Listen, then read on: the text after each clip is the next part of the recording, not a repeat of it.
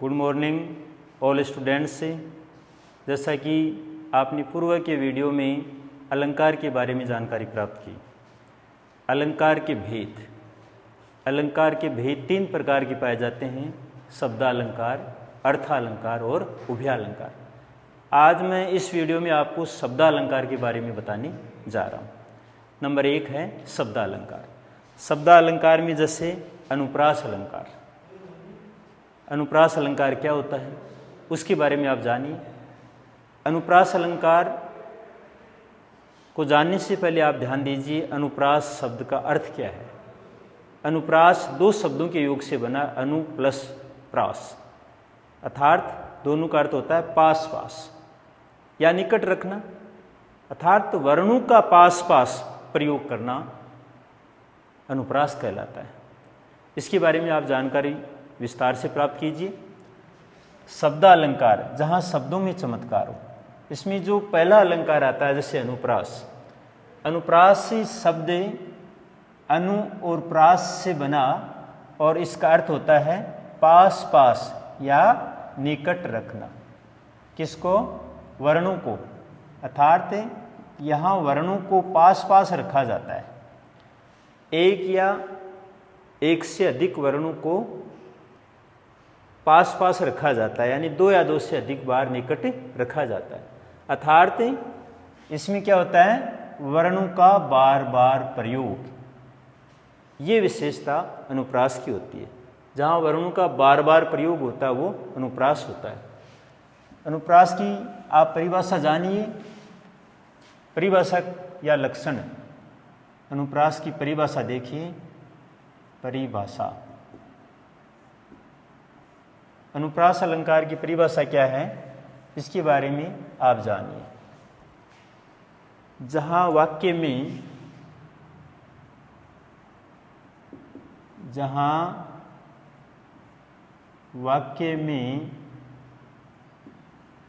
एक या अनेक वर्ण, जहाँ वाक्य में एक या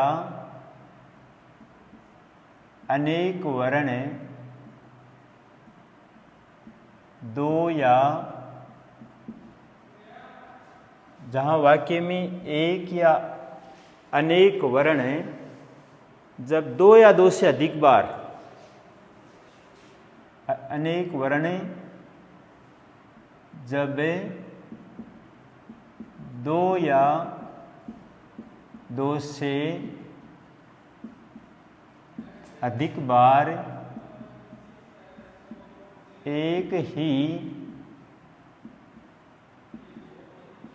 क्रम में रखे जाते हैं या आते हैं। एक ही क्रम में आए, एक ही क्रम में आए।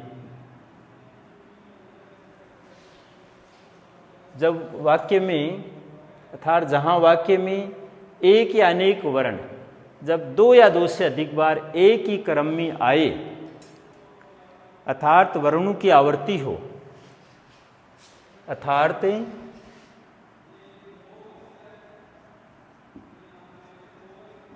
वर्णों की आवर्ती हो, आवर्ती हो। यहाँ आवर्ती शब्द है यानी बार बार आना। वर्णों की आवर्ती हो, भले उन वर्णों में स्वर की समानता न हो, भले ही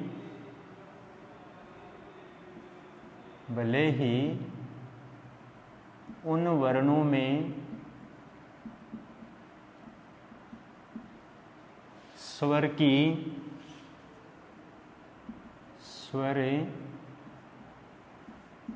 समानता न हो, यानी चाहे स्वर समान न हो, वहाँ अनुप्रास होता है, वहाँ अनुप्रास अलंकार होता है। अनुप्रास से अलंकार होता है। देखिए परिभाषा क्या है अनुप्रास अलंकार की। आप पढ़ रहे हैं अनुप्रास अलंकार। इसकी परिभाषा जानिए।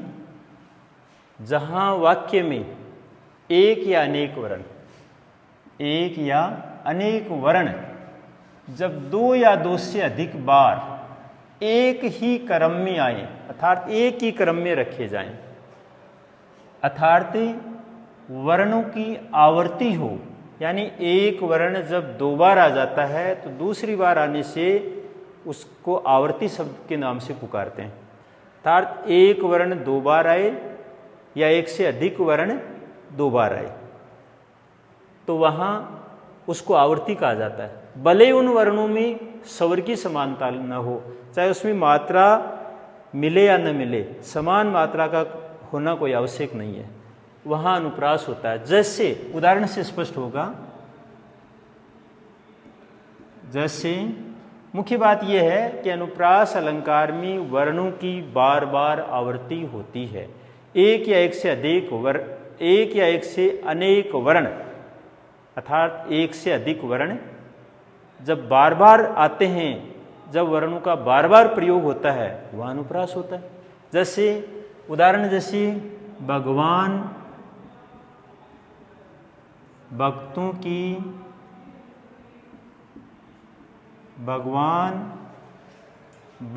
की भयंकर बुरी भीति भगाइए। एक पंक्ति है कि भगवान भक्तों की भयंकर बुरी भीति भगाइए। इसमें क्या है, यहाँ भयवर्ण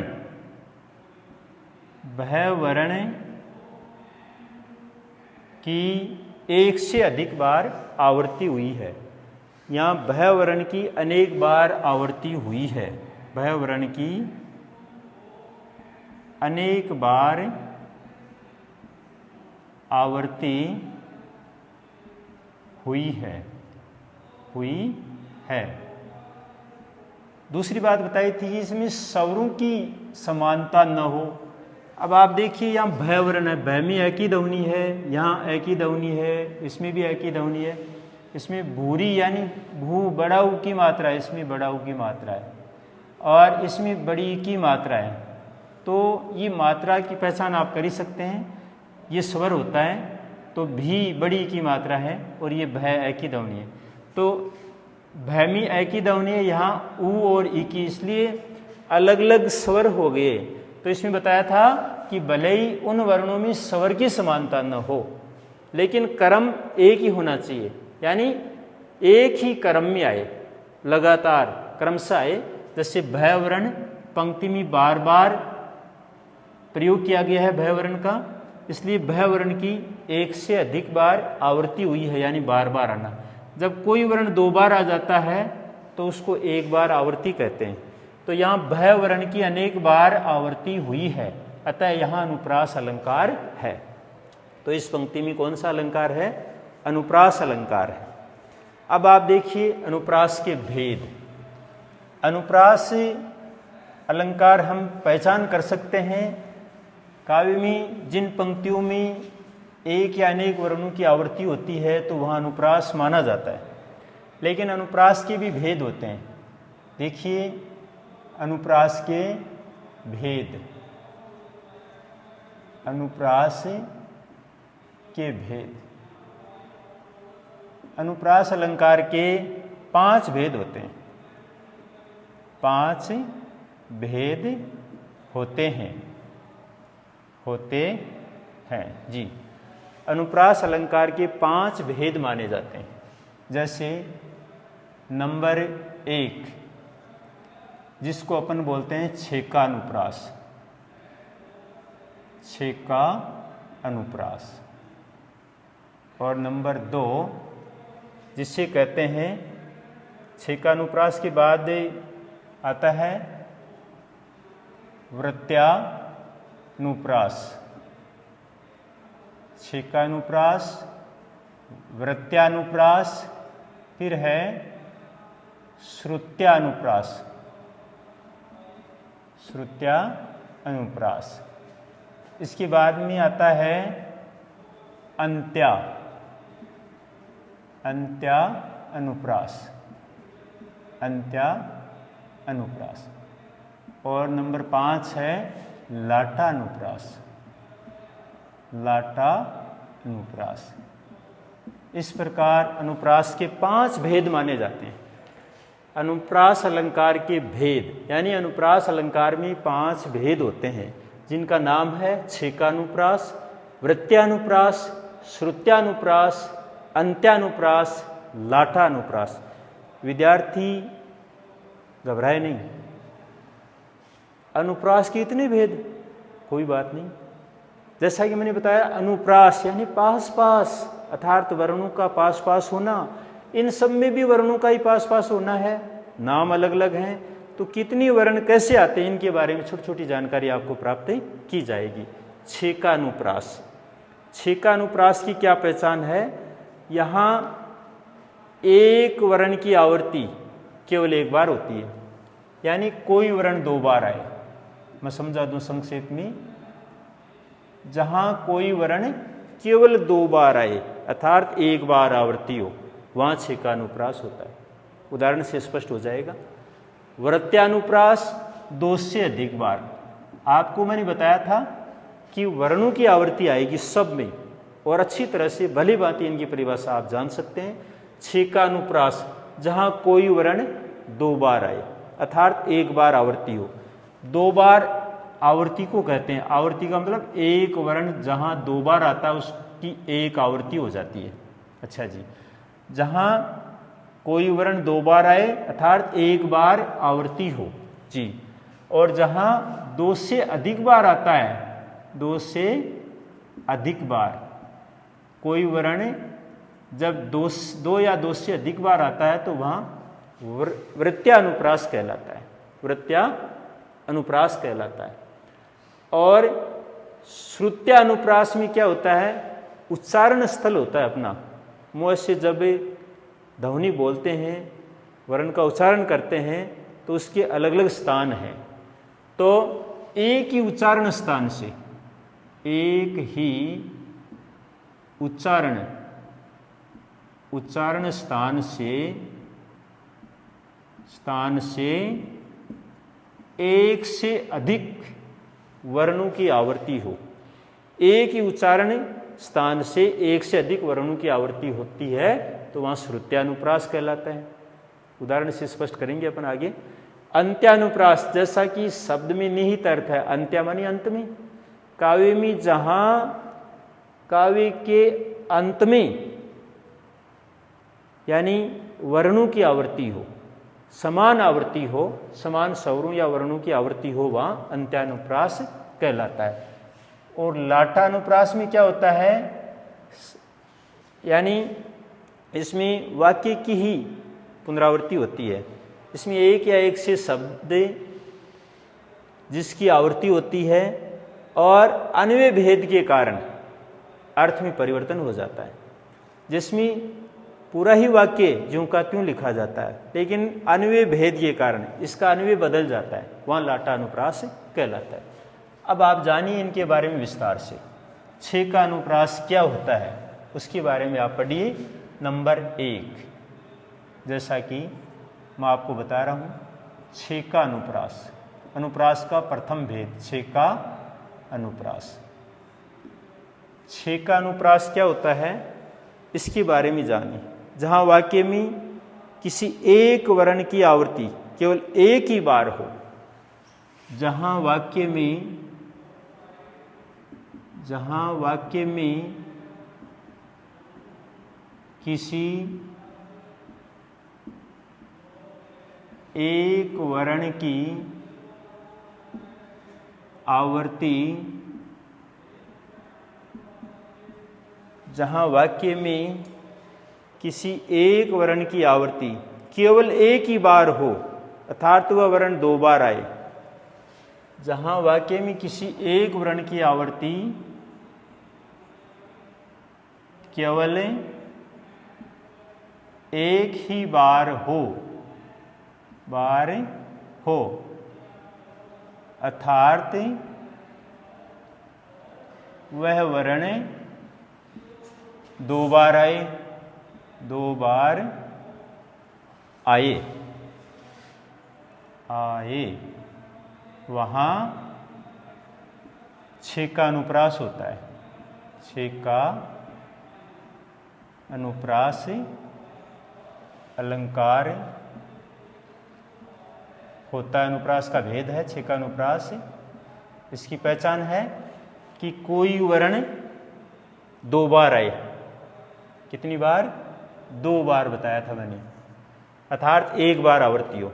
किसी वर्ण की 1 बार आवर्ती हो या वह वर्ण 2 बार आए, कोई वर्ण 2 बार आए तो वहां 6 का अनुप्रास अलंकार कहलाता है। जैसे उदाहरण से स्पष्ट होगा, जैसे कानन कठिन, कानन कठिन भयंकर भारी।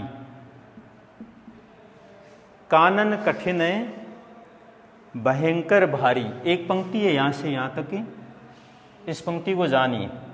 कानन कठिन भयंकर भारी, यहां क और भय वर्ण 2 बार आए। आप लिख सकते हैं यहां क तथा भय वर्ण की एक बार आवर्ती हुई है, एक बार आवर्ती हुई है। अर्थात क और भय वर्ण इसमें एक बार आवर्ती कर दें या क तथा भय वर्ण 2 बार आए हैं। एक वर्ण जब 2 बार आता है तो उसको आवर्ती कहते हैं। तो इस पंक्ति में क्या, कानन कठिन है भयंकर भारी, यहाँ क और भय वर्ण जिसकी एक बार आवर्ती हुई है, इसलिए यहाँ 6 का अनुप्रास।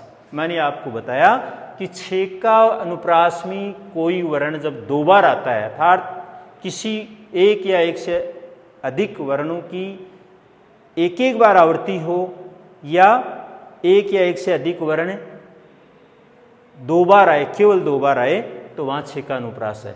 तो मैंने बताया कि वर्णों का पास होना जिसमें केवल 2 बार, आप पंक्ति में ये ध्यान रख लेना कि कोई वर्ण 2 बार है, 2 से अधिक बार आता है तो वह 6 का नहीं कहलाता है, तो उसका नाम हो जाता है वृत्त्यानुप्रास कहलाता है। फिर इतनी इसकी विशेषता है। तो जहाँ कोई वर्ण जिसकी 1 बार आवर्ती हो या वह वर्ण 2 बार आए तो वहाँ 6 का अनुप्रास कहलाता है। दूसरा उदाहरण मैं आपको समझाने जा रहा हूँ, जैसे वृत्त्यानुप्रास। वृत्त्यानुप्रास दूसरे का नाम है वृत्त्या। अनुप्रास का जो 2 नंबर का भेद है उसका नाम है वृत्त्यानुप्रास। वृत्त्यानुप्रास क्या होता है, इसके बारे में आप जानिए। जहाँ वाक्य में किसी एक या अनेक वर्णों की आवर्ती 1 से अधिक बार हो, जहाँ वाक्य में किसी एक या अनेक वर्णों की आवर्ती, जहाँ वाक्य में किसी एक या अनेक वर्णों की आवर्ती 1 से अधिक बार हो, आवर्ती 1 से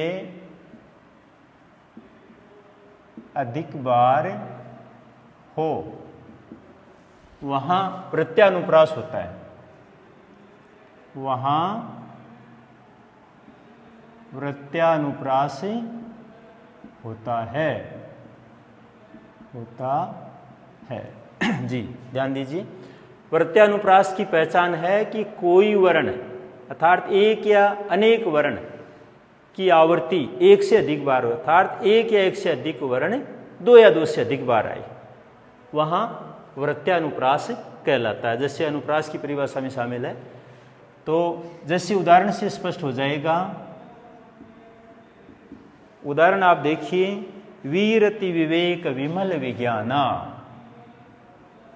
वीरति विवेक,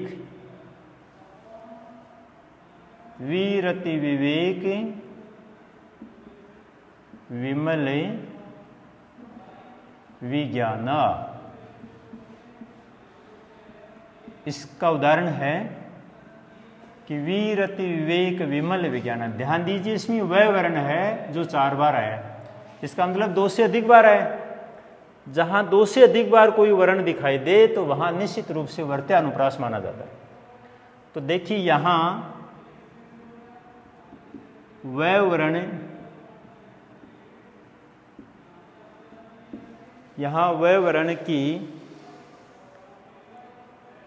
अनेक बार आवृत्ति हुई है, अर्थात 1 से अधिक बार। यहां वह वर्ण की अनेक बार आवृत्ति हुई है, ये इसकी पहचान है प्रत्यानुप्रास की। इसी प्रकार आप दूसरा उदाहरण ले सकते हैं कि तरनी तनुजा तट तमाल तरवर बहु छाये। तरनी तनुजा तट तमाल तरवर बहु छाये, तो इसमें भी तय वर्ण की बार बार आवृत्ति हुई है, तो यहाँ प्रत्यानुप्रास कहलाता है।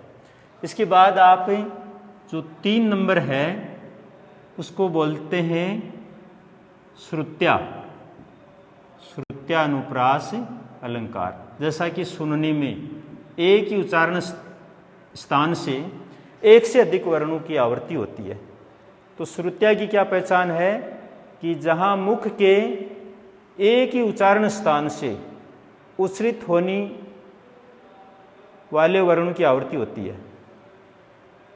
जहां मुख के, लिखो, जहां मुख के एक ही उच्चारण स्थान से उच्चरित, यानी जो उच्चारण होता है उसको कहते हैं, बोला जाता है उसको। जहां मुख के एक ही उच्चारण स्थान से उच्चरित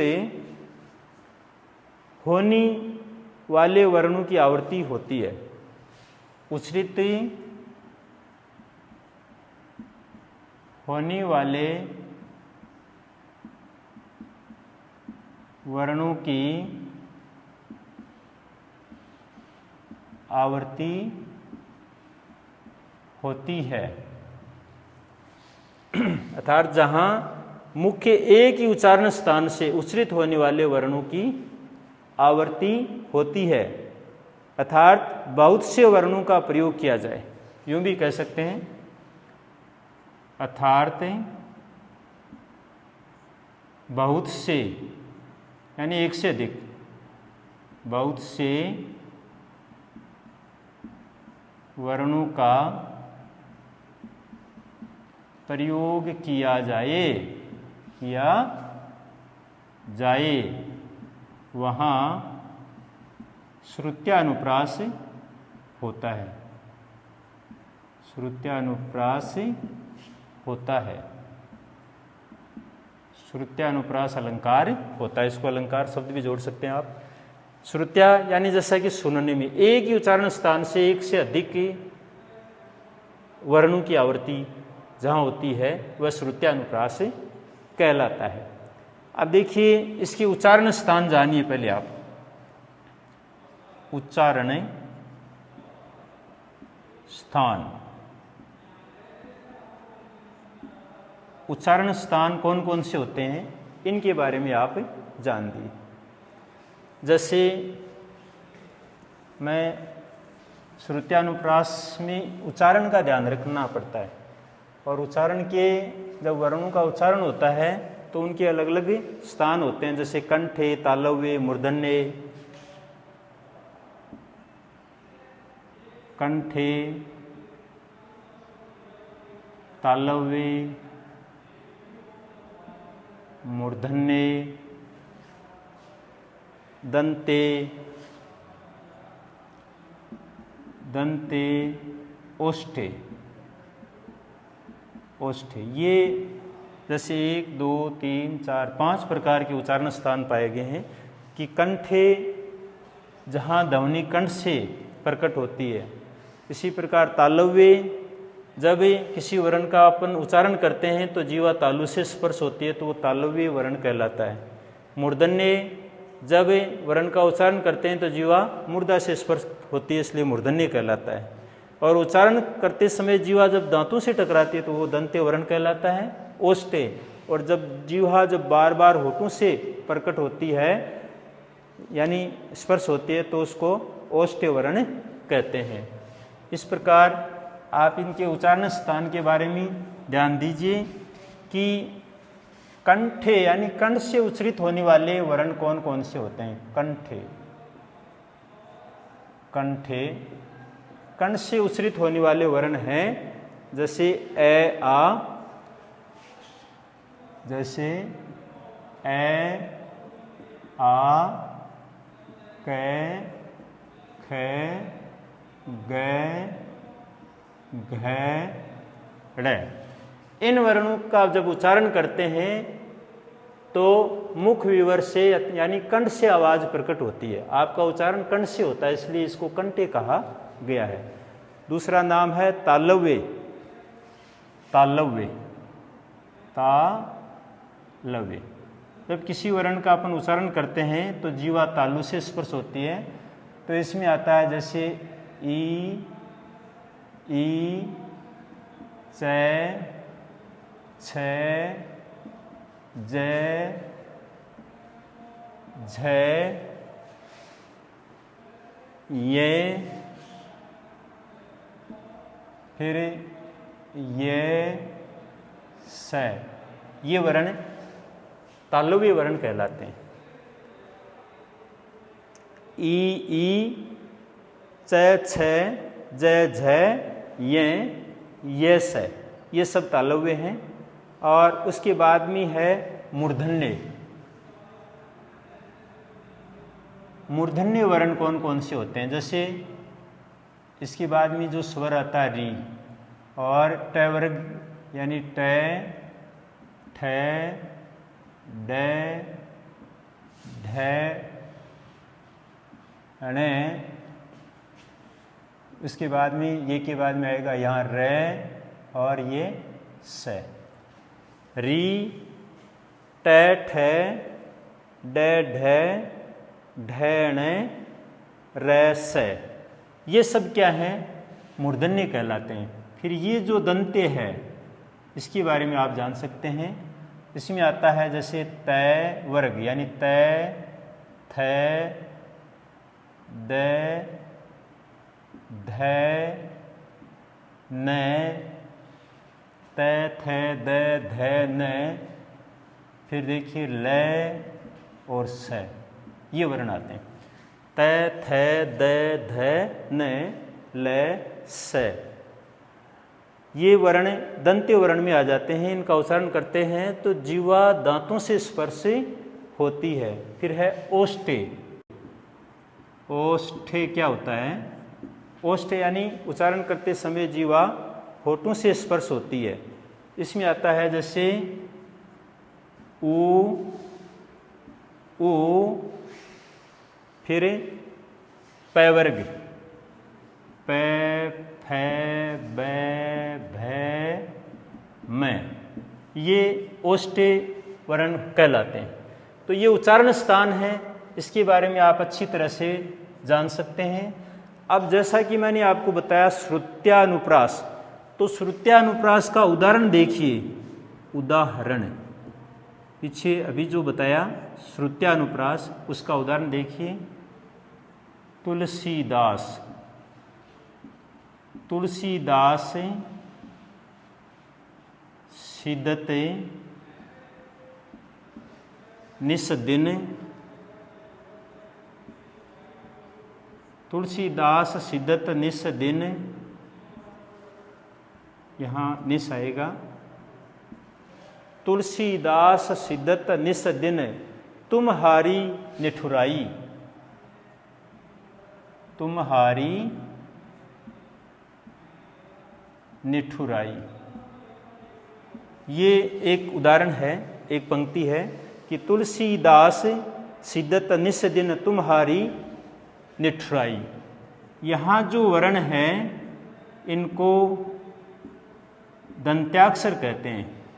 यहाँ दंत्याक्षर प्रयुक्त हुए हैं, यानी जितने भी वर्ण हैं वो दंत्याक्षर यानी दांतों से स्पर्श होने वाले हुए हैं। ध्यान दीजिए कि तुलसीदास सिद्धत निस दिन तुम्हारी निठुराई। यहाँ देखिए तय लय स द स द तय न स द न तय और न, ये जो सारे वर्ण हैं ये दंत्य वर्ण कहलाते हैं। देखिए दंत्य वर्ण इन वर्णों में से मिलते हैं, इसलिए यहाँ दंत्याक्षर यथार्थ एक ही उच्चारण स्थल से एक से अधिक वर्णों की जहाँ आवृत्ति होती है वहाँ श्रुत्यानुप्रास कहलाता है। तो इसमें कौन सा अलंकार है? श्रुत्यानुप्रास, श्रुत्यानुप्रास। इसलिए अनुप्रास का जो तीसरा भेद है श्रुत्यानुप्रास। श्रुत्यानुप्रास की पहचान एक ही उच्चारण स्थल से एक से अधिक वर्णों का उच्चारण होना या आवृत्ति होना, वहाँ श्रुत्यानुप्रास कहलाता है। इस प्रकार आप अनुप्रास के 3 भेद जान चुके हैं। शेष भेद आगे की वीडियो में बताए जाएंगे। इसी के साथ धन्यवाद।